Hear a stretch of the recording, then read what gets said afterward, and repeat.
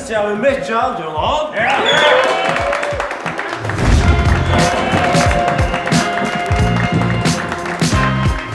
Snälla eller Gronny. Så jag vill komma in här, kan vi inte? Kroner. Bara? Jag vill själv börja. Bara vi själv börja. Så att du så klarar det inte.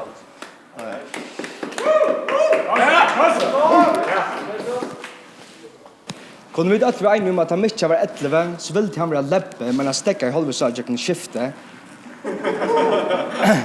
Mitchell, det var nog stringt till att komma över. Du är så fucking emo sensitiv. Du kommer att stäva sitta pris på rap och du gör att la fucking handicap. Mitchell, du får latter så tack 2 skritt åter helt fram till man du funnit fucking liv man. Hvordan fuck kan stå være clean og starta lysa en fyre så sitter Steina Tone og stikker av urin. En walking fucking crime scene. Og du sier at du er kriminelle, du har biceps og frikadeller. Du har biceps og frikadeller og du er alltid 100% musikalsk og aktueller. Om jeg skal si at det først, minnet du meg bare mer med Oliver Twist. Heimlesser og skiten. Og jeg tror jeg sverger på om du har sagt arbeid til en bækere, du har alt hva du heier, så det stadig blir kortet, så du ikke orsker bare breie. Ranva og Mitchell, den første versjonen er Sharon og Ozzy Osbourne.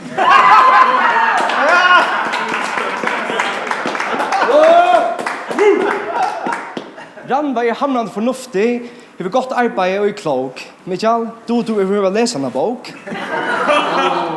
Du har tället på tutje. Du dina sig sutje. Nej, fuck it, det sputje.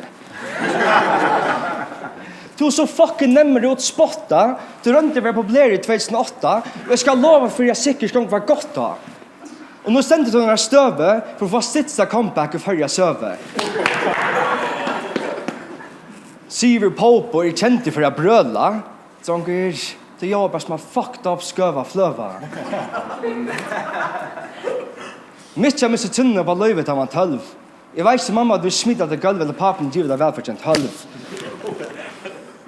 Mitja, vi så du har politik, har det inte skit för folkaskick eller brukt Kanske du har haft ett hit om du sluxar som 20 sans för sitt.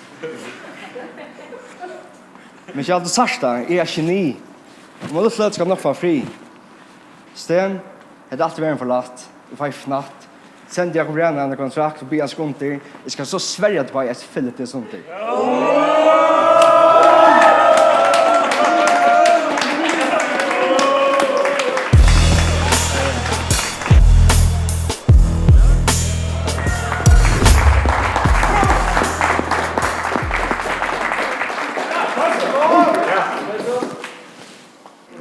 Seriöst, vad hade det? Alltså gott nog är ju tålen som ett trä, men hatta följs 5 som tar tag en Highland där. Nu hoppas du är klar bara, hoppas du är små sarer bara. Måste äntligen fälla tar när färdiga spöta mina bars bara. Jag vet att du har ett temperament av rang som säger banka och det minsta nästan. Och för att du har bästa så bör du värsta. Det bästa är att jag mestan håller att testa vad det sker. Att man har prikar till en ilsna blör just den där brästa på en här. Jag är vant till att det säger bara pop. Du har så flopp. Droppa det. Du är i coronakropp. Och det är ett ting. Fanny bara du brukar spekla. Du ska säga att du är en pisseling. Och drar inte Michelin. Om jag kallar det Michelin. Du visst ligger om biltekonomierna. Så är det utsummat i Burger King. På ilägg du alla menyer. Så för satan, det är att vara mer än gata. Jag närmast att grata om hur du kan vara så fighter på att han ofajtar maten. Minner mig mest om en nata. Jag som en sköva plata. Äta till cheddar till äta. Fuck det att du inte lete. Du ser ut som ett alien. För att phone home ligga som äta. Och nu vi tar som filmar. Smäcka så exorcisten fra. Så skulle de söka en vuxna man lej på fra. Det är att stottaren är myskarater. Stackaren reist här och satta.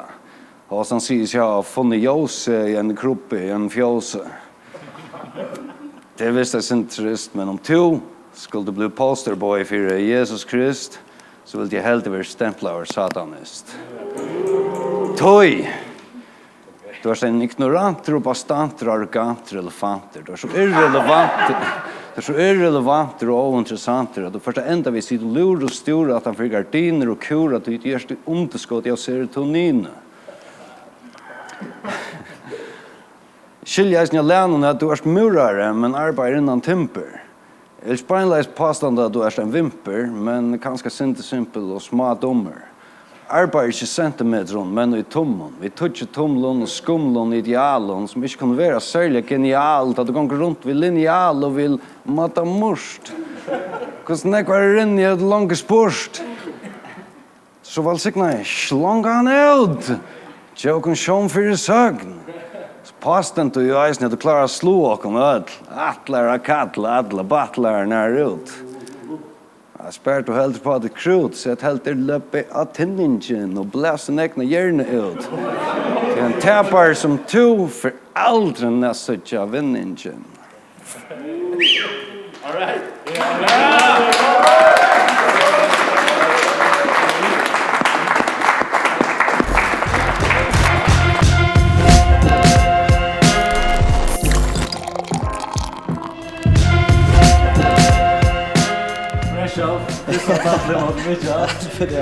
Jag var inte nervös där kom, men där började battla och man huxade om texten och man var så nervös för att man blandade mittlen. Men det gick gott alltid. Faktiskt det var gott. Det gick funkt jag kom på. Han tar sig, han säger det som heter för en gera. Det är så morsk i utvekter och han är ju inte annat som inte jobbar. Alltså, det är vantar i allt. Faktiskt bättre än det vantar jag. Till att det är först för han här.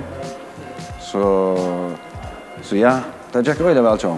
Jag hade 102% det vann den här. Allvar då. Så jag kom till 3 med att spotta han ut. Och jag gick och rum. Jag hade klarat en text.